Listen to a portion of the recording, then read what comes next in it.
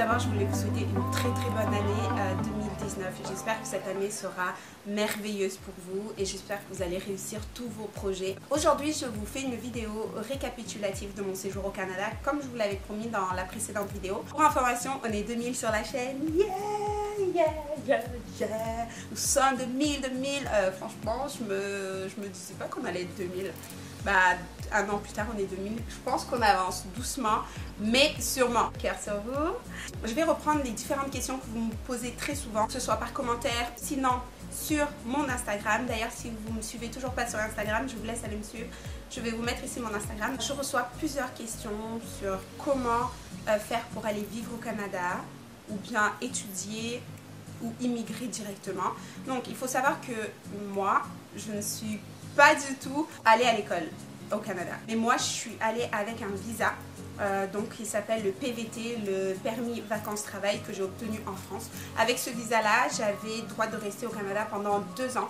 Et à partir de là, j'ai pu travailler, j'ai pu vivre, avoir un logement pour étudier, faire toute autre chose. Je pense qu'avec le PVT, vous pouvez. Donc, il faut être résident français ou belge. Sinon, je ne sais pas vraiment, pour vous dire honnêtement, je ne sais pas comment ça fonctionne. Donc, je vous laisse aller vous renseigner sur le site pvtis.net, sinon directement sur le site de l'immigration canadienne. Surtout si vous voulez étudier au Canada. Donc, moi, je suis personne, je ne pourrais pas vous aider plus que ce que je vous dis dans mes vidéos. Voilà. Sinon, on me demande souvent comment faire pour vivre définitivement au Canada. Alors, avec un PVT, vous pouvez, si vous travaillez pendant un certain mois au Canada, donc il y a un mois, je pense, c'est à peu près 12 mois ou 9 mois, je ne sais plus, vous pouvez demander la résidence permanente et de là, si vous l'obtenez, vous pouvez vivre au Canada autant de temps que vous voulez, mais avec un PVT, sachez que vous pouvez seulement vivre au Canada pendant 2 ans. Et au bout de ces 2 ans, vous devez obligatoirement retourner dans votre pays si vous ne faites pas la demande de résidence permanente. Les différents conseils que j'ai à vous donner, c'est d'avoir envie en fait. Vous ne pouvez pas faire un long voyage comme pour aller au Canada, juste comme ça, genre pour le fun. Moi, par exemple, je l'ai fait parce que j'en avais envie. C'était quelque chose qui me tenait, on va dire, à cœur. Et je voulais vraiment passer ce cap, faire cette expérience. Et aujourd'hui, je ne le regrette absolument pas. Au contraire, j'en suis mais tellement fière. Et de dire, oui, je suis allée au Canada toute seule pendant un certain temps, genre, je suis trop contente. Et du coup, voilà, ayez envie, faites ce que vous avez envie. Et surtout, si c'est pour voyager, mais faites-le. On n'a qu'une seule vie et voilà, faut saisir l'opportunité dès qu'elle se présente à vous. Autre chose, n'ayez pas d'appréhension sur les gens directement sur place ou bien sur la langue. Pour vous dire, moi honnêtement, j'étais pas du tout, mais du tout une bilingue. Donc je ne parlais pas du tout l'anglais. Enfin, pas du tout, j'abuse, je sais dire hello, hi, how are you, vous savez, des choses simples. Et j'avais très peur de parler, qu'on puisse se moquer de moi lorsque je parle anglais, etc. Mais c'était tout le contraire, vraiment, j'ai été immergée dans un monde où les gens ne parlaient qu'anglais du matin au soir. Et j'étais obligée de communiquer avec eux, de parler avec eux. Et de là, en fait, au fur et à mesure, mon anglais, s'est amélioré. J'ai travaillé avec des gens toute la journée, ils me parlaient en anglais quand je ne comprenais pas, ils m'expliquaient les choses bien. Enfin voilà, et franchement, je vous dis, c'est la meilleure chose à faire. Je suis restée que 10 mois aujourd'hui, je travaille à 70% en anglais et j'en suis tellement contente. Genre vraiment, n'ayez pas d'appréhension sur ça, même les gens sont géniaux et si vous avez l'appréhension sur ça, mais enlevez-vous ça de la tête. Concernant le budget, donc on me le demande souvent, avec combien il faut partir au Canada, mais est-ce que toi tu as réussi à t'en sortir avec l'argent avec lequel tu es parti, etc. Alors moi je suis partie avec 1900 €, ça fait à peu près 2500 $, c'est le minimum requis par l'immigration canadienne pour vous rendre sur le territoire. Donc franchement j'ai très bien organisé mon budget et sur place, franchement je l'ai super bien géré. Donc moi je pense que le minimum est bien évidemment ce qui vous demande 1900 €. Avec ça, une fois arrivé sur place, vous allez pouvoir voilà, trouver un logement, etc.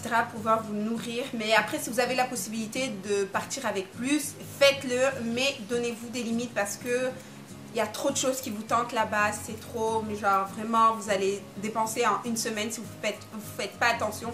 Donc vraiment apprenez à gérer votre argent et donnez-vous des limites. Autre chose, ne vous inquiétez pas pour le travail et le logement. Au Canada, c'est très simple de trouver un travail et également pour un logement. Si vous êtes une personne motivée, que vous vous déplacez pour aller chercher un travail, que vous montrez que vous avez envie, etc., il n'y aura aucun problème. Bien évidemment, chacun ses domaines de compétences. Donc, si vous avez du mal à trouver dans votre domaine au départ, n'hésitez pas à chercher dans un domaine un peu plus bas, on va dire, un peu plus, enfin, autre domaine. Et là, vous allez voir, vous allez pouvoir trouver et par la suite, vous allez acquérir de l'expérience et vous pourrez enfin vous présenter dans un poste qui va vous plaire, etc. Et n'hésitez pas de faire du bénévolat. C'est quelque chose qui est super bien vu en Amérique et surtout au Canada. C'est quelque chose qui est vraiment pris en compte lorsque vous faites un job. S'ils voient sur votre CV que vous avez fait du bénévolat, donc franchement, vous avez toutes vos chances et c'est génial. N'hésitez pas. Et même pour vous, ça vous fait acquérir une expérience supplémentaire. Vous allez pouvoir rencontrer des gens. Et sachez qu'au Canada, beaucoup de choses marchent par les réseaux. Donc, si vous avez la chance de rencontrer quelqu'un qui va vous faire trouver un taf, un logement, etc., n'hésitez pas. Et concernant le logement, au Canada, tout fonctionne par la colocation. Surtout pour les, pour les immigrés, hein. Quand on arrive au Canada, on ne va pas se dire « Hé, Coco, je vais prendre un F2, tatati tatata ». Non. Tu oublies parce que ça coûte un bras. Après, si vous avez les moyens, Sartec, je dis rien, mais franchement ça coûte super cher. Donc moi je vous conseille de prendre une colocation, mais bien évidemment faire attention. Si vous êtes une fille, faites plutôt une colocation avec des filles, c'est plus sympa. Puis vous allez voir, vous allez être dans des chambres avec plusieurs filles, etc. Dans la maison, et vous allez pouvoir faire des petites soirées ensemble, vous allez pouvoir faire plein de choses, et sachant qu'il y a plein de nationalités mélangées, ça c'est super bien. Vous allez pouvoir parler l'anglais, apprendre une autre langue s'il faut, mais favoriser la colocation, c'est super bien pour pouvoir s'initier en fait dans la vie locale.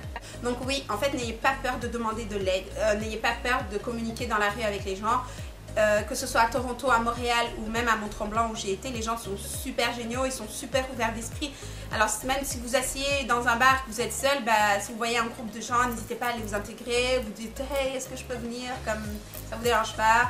Vous allez voir, pour vrai, ils sont vraiment super sympas et tout le monde connaît ça, que les Canadiens sont genre top, ils sont trop polis, ils sont trop gentils.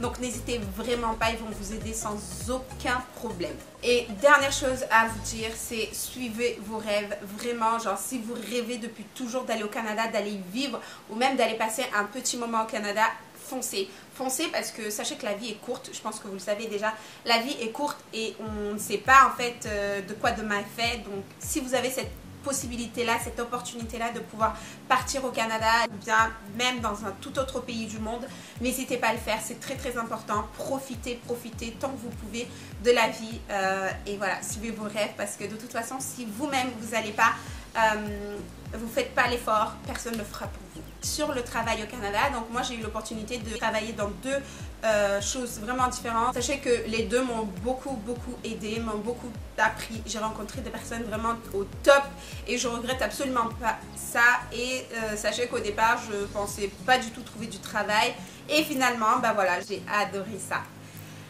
Autre chose, concernant les rencontres, j'ai rencontré vraiment des personnes au top et vraiment, je sais pas comment vous dire, mais les gens sont tellement gentils là-bas, même à Montréal, à Mont-Tremblant, j'ai rencontré des gens, ils sont géniaux, je les oublierai vraiment jamais. Si j'ai l'opportunité de repartir au Canada, bien évidemment j'irai les voir parce qu'ils me manquent déjà, franchement ils me manquent déjà et voilà, et ça c'est un truc qui m'a vraiment touchée, la gentillesse des gens, leur façon de voir les choses. Au Canada, pour ça c'est vraiment un pays de dingue, vraiment c'est ouf.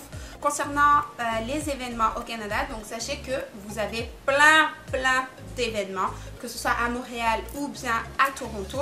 À Toronto, j'ai pu participer à plein d'événements, surtout des événements qui tournent autour de la mode. Ça, c'est quelque chose que j'aurais absolument pas pu faire en France et j'ai eu la chance de pouvoir le faire là-bas et je remercie d'ailleurs les gens qui m'ont donné cette opportunité-là. Et ça, j'ai beaucoup aimé. Le climat froid, oui, parce que le froid au Canada, voilà, quand on pense au Canada, on pense au froid, on pense à moins 45 degrés, etc. Oui, il fait très froid au Canada, je ne vais pas vous le cacher, il fait extrêmement froid, vous avez de la neige jusque là, Oui, oui, jusque-là, vous avez de la neige. Et il y a des jours comme ça où c'est compliqué, je vais pas vous le cacher. Mais franchement, c'est une barrière en fait à franchir. Une fois que vous êtes là-bas, vous n'y pensez même plus. Vous dites, ah ouais, c'est vrai en fait, il fait vraiment froid ici. Mais une fois que vous vous installez dans votre routine, vous faites votre vie, etc., vous allez au travail, vous sortez, vous rencontrez des amis, vous partez à des événements, vous allez même plus y penser, genre, et vous allez, quand il y aura l'été, vous allez dire, ah ouais, il y a l'été aussi au Canada, enfin, il fait chaud, genre, il fait 35 degrés, c'est dingue. Et ouais, et donc du coup, vous avez un peu les deux, mais c'est vrai que le froid est un peu difficile au début de l'hiver, mais vous inquiétez pas, vous allez vous y faire sans problème. Je vous dis honnêtement, sans problème. Alors, on m'a souvent posé cette question sur Instagram. Qu'est-ce que j'ai préféré entre Toronto et Montréal? Franchement, c'est difficile à dire parce que Toronto, j'ai adoré la diversité de Toronto, le monde, genre, il y a tellement de gens différents. Mais à Montréal, c'est pareil aussi, mais Toronto, c'est plus le petit New York, vous voyez, c'est plein d'ambiance, il y a de la musique de partout. Et Montréal, c'est plus, oui, vous avez des buildings, etc. Mais c'est plus, je dirais, la ville super propre.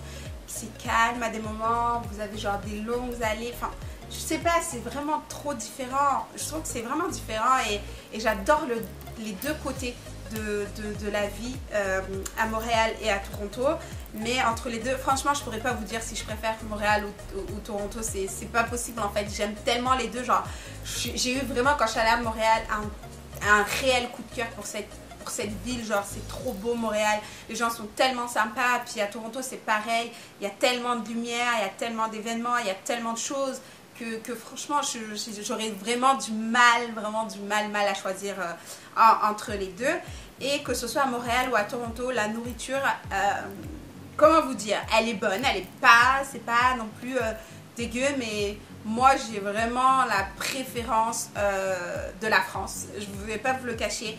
La nourriture pour moi c'est quelque chose de très important, enfin pour tout le monde je pense, si vous aimez manger, c'est la base. Mais moi j'adore la nourriture française, italienne, etc. Ce que j'ai pas forcément trouvé au Canada, mais sachez que j'ai très bien mangé, j'adorais prendre des brunchs. C'était un truc que je faisais avec une amie, on adorait ça. Et pour ça, là-bas, vous êtes vraiment gâtés, vous pouvez manger de tout, franchement, vous pouvez manger de tout. Ça, c'est génial, mais à un moment donné, la bouffe de France, en fait, la vraie bouffe de France me manquait. Ouais, et j'étais super contente quand je suis rentrée. Je me suis fait un resto, j'ai mangé des bonnes pizzas, j'ai mangé des choses qui me manquaient trop. J'ai mangé du pain, parce que là-bas, le pain, ça coûte extrêmement cher. Et voilà, des croissants, pain au chocolat, enfin franchement, je me suis cassé le ventre quand je suis rentrée, je vous le dis pas. Donc voilà, nous arrivons à la fin de cette vidéo. Je pense avoir fait le tour.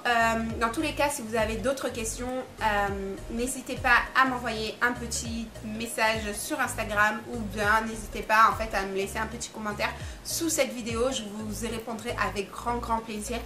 Moi en attendant, je ne sais pas quand je retournerai au Canada, mais j'espère très vite pour voir les gens et pour revoir la ville et tout ça. Parce que ça, vraiment, je vous dis honnêtement, ça commence vraiment à me manquer. Pour terminer, j'étais très contente d'avoir fait cette expérience-là seule. J'ai pu rencontrer des gens vraiment géniaux et je regrette pas du tout mon aventure au Canada. Si aujourd'hui vous devez partir, partez avec grand plaisir. Partez libérés, vraiment. Ne vous faites pas l'idée que vous allez piétiner sur certaines choses. Non, partez le cœur léger, vous allez voir, les choses vont se dérouler tout seul et comme je vous dis, vraiment, n'ayez pas d'appréhension. C'est une nouvelle vie qui vous attend et tout ce qui est nouveau, logiquement, c'est propice à de bonnes choses, donc n'hésitez pas à partir. Donc j'arrive à la fin de cette vidéo, je vais vous laisser, j'espère en tout cas que cette vidéo vous aura plu encore une fois. N'hésitez pas à la liker, à la partager si vous souhaitez, à laisser un petit commentaire, ça me fera super plaisir de vous lire. Je vous fais 1 million de bisous et je vous dis à la prochaine dans une nouvelle vidéo. Bye bye.